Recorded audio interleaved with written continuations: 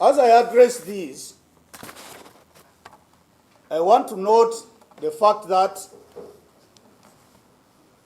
it's taken the NRM 40 years of existence to realize the necessity of having this kind of bill. On behalf of the Forum for Democratic Change, a party founded on the principle that sovereignty belongs to the people of Uganda, I want to register our total rejection of the protection of the Sovereignty Bill 2026, tabled in Parliament by the State Minister for Internal Affairs on the 15th of April, 2026. This bill, like other laws that the NRM has made in the recent past, is designed to do one thing: to silence, imprison, and destroy the Ugandans' ability to speak, assemble, challenge power, speak to power, and live in freedom.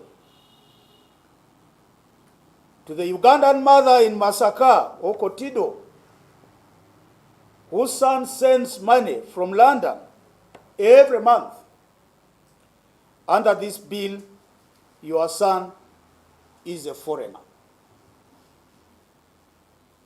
You may need ministerial permission to receive money from him. The money you use to pay school fees, to buy medicine, to feed your family, to engage in development. I know some of you might think, that money is less than 400 million, but might want to build a simple house for your mother. Now, it's now subject to approval by a government that has never once put food on your table. To the nurse in Hoima, whose hospital is funded by a foreign NGO, that funding may be capped, shut down, or subjected to a minister's approval or even cabinet approval. The drugs you use, the equipment on which life depends, all of it hostage to one minister's signature.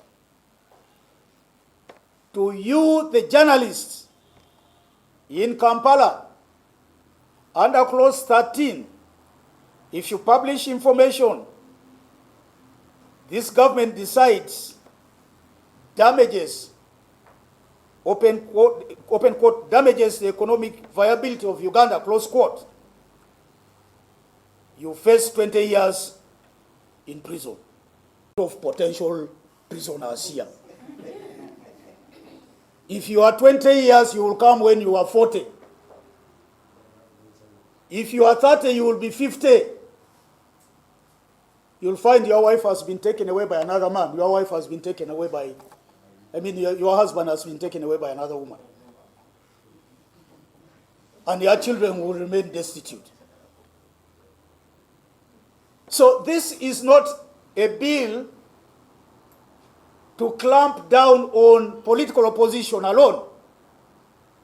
There are many tenets that this bill extends towards.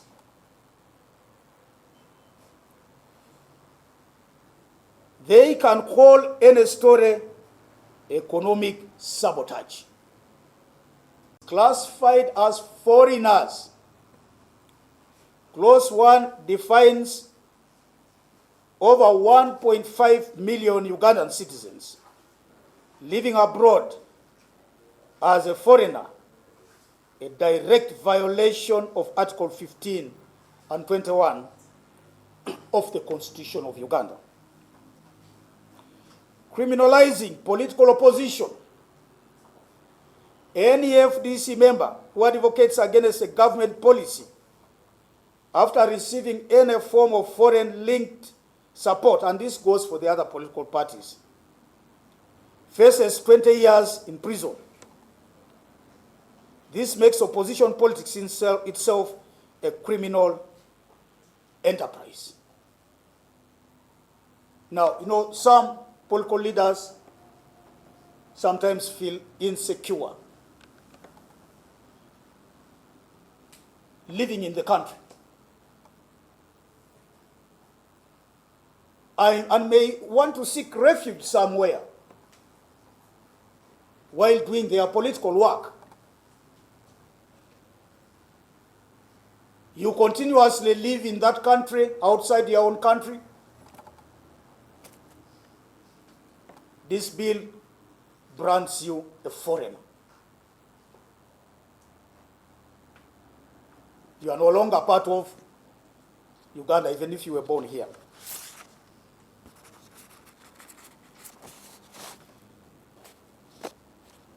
The other aspect is the bill will strangle business and the economy. The Uganda shillings 400 million annual funding cap, that threshold, will capture foreign investment, bank loans, research grants, and diaspora remittances, triggering capital flight and economic collapse. The other day I was speaking to a friend of mine who lives and works in the United States of America. And he said, how are we going to develop our country if this law is passed? Some of them are contemplating investing in other countries in the East African region, Tanzania. So this is going to impose a knock on our economy. Silencing universities and researchers and research institutions. A Makerere University researcher, for example, or Barara University, or Gulu University, receiving a 150,000 US dollar international grant, would commit a criminal offense.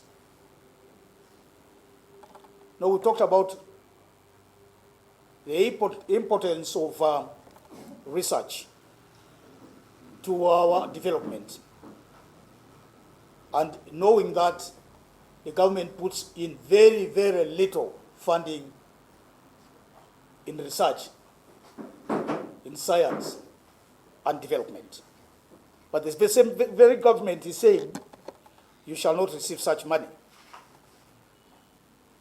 We are spelling doom to our universities and also silencing them. When research is deemed as something that makes people in power uncomfortable, those grants could easily be attacked. Economic sabotage, as is contained in Clause 13, publishing truthful information about government economic failures becomes, open quote, economic sabotage, close quote, punishable by 20 years imprisonment. A direct assault on press freedom and Article 29 of the Constitution. This government publishes fake economic data.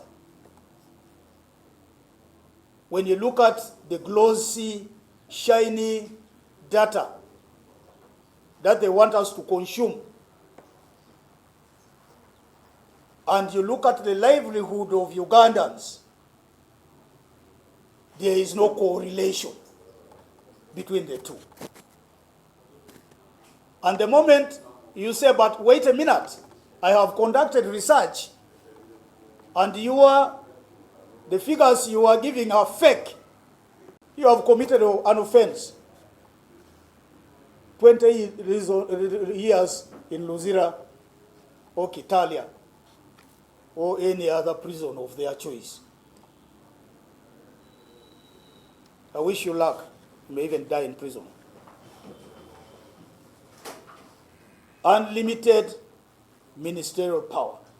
It's what this bill gives whoever is going to be minister,